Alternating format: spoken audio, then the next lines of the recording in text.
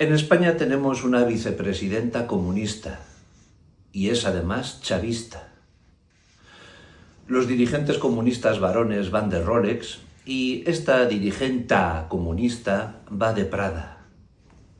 Yolanda Díaz se ha pasado meses enteros dando la traca con la cuestión del salario mínimo interprofesional. Ella insistía en subirlo de manera forzada. Si esto funcionara, podríamos decir que los países comunistas destacan porque el sueldo mínimo interprofesional de su pueblo es elevado, ¿verdad? Pues vamos a aprovechar que en Hispanoamérica hay dos países comunistas para ver si están de los primeros en el ranking de salarios mínimos interprofesionales del continente. Seguro que están los primeros. Vamos a comprobarlo. Pues el primero está Costa Rica, con $660 al mes.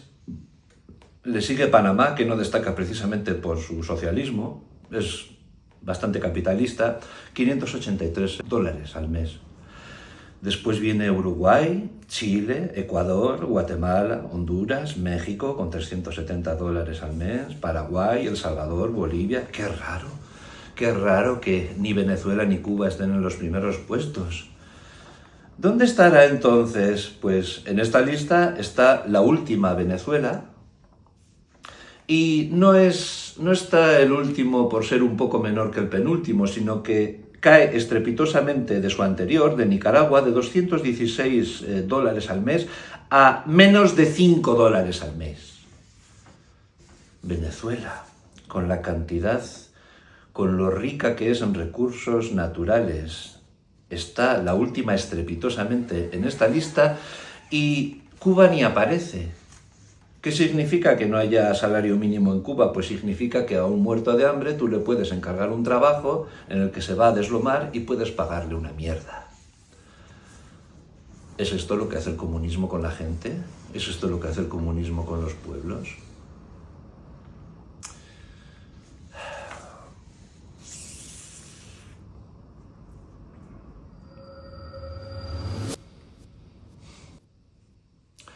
¿Qué conclusión sacamos sobre Yolanda Díaz? ¿Concluyes tú o concluyo yo? Mejor concluye tú, porque si concluyo yo, a lo mejor me cierran la cuenta. Hay dos maneras de intervenir en la economía. Una es de manera natural e inteligente y otra cosa es de manera artificial e intentando hacer trampas. Cuando tú intentas hacer trampas en economía, el tiro te sale por la culata. ¿Por qué? Porque la economía está fuera de nuestras mentes.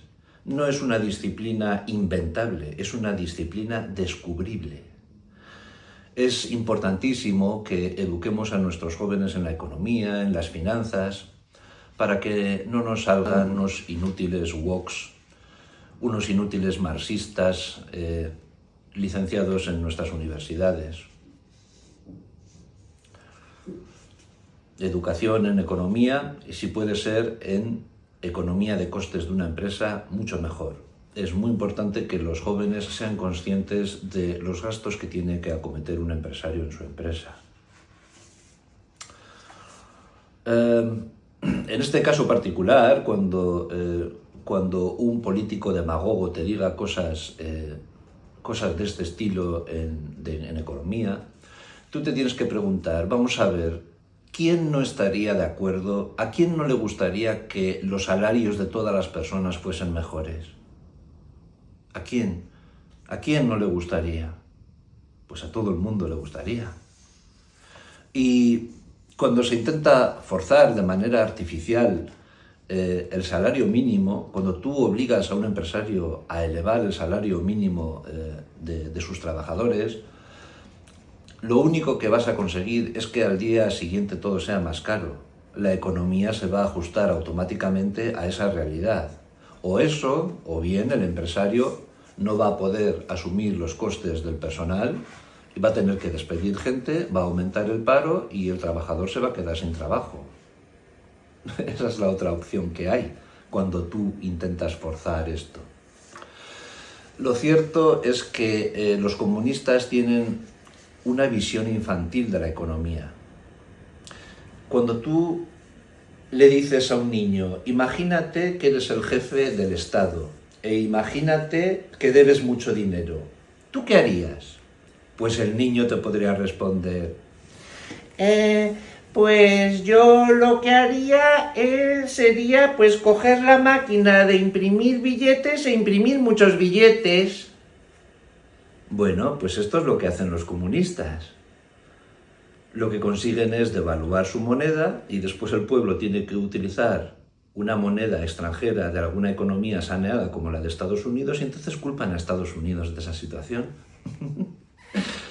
Cuando tú le dices a un niño, imagínate que en los supermercados o en las tiendas los precios están altísimos, ¿tú qué harías? Pues a lo mejor el niño diría: Pues yo obligaría a los comerciantes y a los dueños de esas tiendas a no subir los precios de sus productos.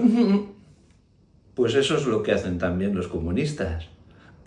Ponen topes a los precios, fijan ellos los precios y entonces por eso todos los países comunistas conocen lo que es el desabastecimiento de productos básicos. Tú puedes ser voluntario en una asociación y trabajar gratis si te da la gana, pero nadie en este mundo es tan idiota como para levantarse a las 5 de la mañana y trabajar en un trabajo en el que pierde dinero. Cuando para que llegue un producto a un supermercado, los costes que intervienen, hay costes ineludibles que aumentan, pues los que intervienen en esa cadena van a tener que seguir ganando algo, porque si no ganan nada, a ti ya no te va a llegar el producto. ¿Qué más cosas? Cuando a un niño le dices, imagínate que el pueblo tiene un salario muy bajo y tú eres el jefe del país, ¿tú qué harías? Bueno, pues entonces yo obligaría a los empresarios a subir el salario de todos sus trabajadores. Y esto es lo que hacen los comunistas, y lo que proponen los comunistas, y lo que propone la vicepresidenta del gobierno de España que tenemos actualmente. Esto es lo que propone. ¿Y qué es lo que se consigue? Pues eso, que al día siguiente todo sea más caro, o que el empresario no se pueda permitir mantener a sus trabajadores y los despida y aumenta la lista de paro, y así. Esta es la economía que proponen los comunistas. Es una economía, es una visión infantil. Lo que hace que una familia pueda comprarse cosas no es el aumento de su salario mínimo interprofesional, porque ya te digo que al día siguiente todo puede ser más caro. Lo que hace que una familia pueda comprarse cosas es el poder adquisitivo. Pero el poder adquisitivo de manera natural solamente aumenta cuando aumenta la productividad del país. Y la productividad del país aumenta cuando se facilitan las cosas a las empresas. Y a las empresas se les facilitan las cosas dando respiro al empresario para que pueda seguir manteniendo a sus trabajadores o incluso puedan contratar más. La propia competitividad dentro del mercado es lo que hace que los empresarios se peleen por los mejores trabajadores y que los trabajadores puedan tener un gran sueldo. El enemigo de un trabajador no es precisamente el empresario que le está ofreciendo un sueldo a cambio de un trabajo. El mayor enemigo de un trabajador es otro trabajador, pero que sea rencoroso, que sea envidioso, que sea revolucionario y que le esté diciendo tu jefe te está explotando cuando se lo está haciendo injustamente. ¿A ti no te gusta el trabajo en el que estás? Pues vete. Eso es la libertad del mercado. ¿Y tú crees que es fácil ser empresario?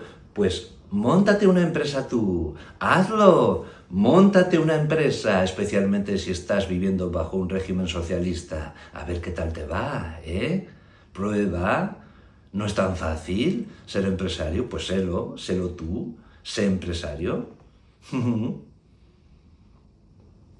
Yo no soy empresario, pero yo no me meto con ellos, Y he trabajado en la empresa privada y yo no me he metido con ellos, he aceptado las reglas y si no te conviene te vas. Y si crees que la vida del empresario es mejor, hazte empresario.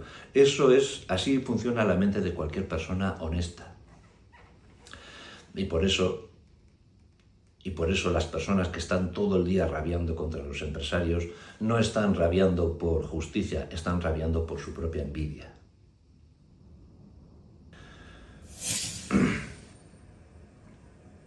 Yo me acuerdo que hace muchos años salió un número de la revista muy interesante titulado Las 100 personas más influyentes de la historia de la humanidad. En segundo lugar estaba Jesús y por delante de él estaba Karl Marx. Pero se supone que es una influencia positiva, ¿no? Las 100 personas más influyentes de la historia, pero para bien, se supone. Bueno, pues estaba Karl Marx. Karl Marx no solamente no tenía experiencia como empresario, nunca fue empresario, y no sabía, por tanto, lo que es realmente los costes de una empresa o de una industria cualquiera o de una fábrica, no tenía ni idea de eso, sino que ni siquiera era trabajador. No era trabajador. Y hablaba él de los derechos de los trabajadores sin serlo. Por lo visto, vivió a costa de su mujer.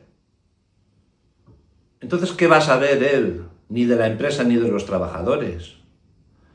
Por cierto, como dato curioso, también dicen de Karl Marx que dejó morir a sus hijos de hambre. ¡Qué ironía! ¡Qué gracioso! Porque millones y millones de personas en la historia han muerto de hambre por culpa de la comunista China y de la comunista Rusia. ¿Qué te parece? Qué cosas, ¿no?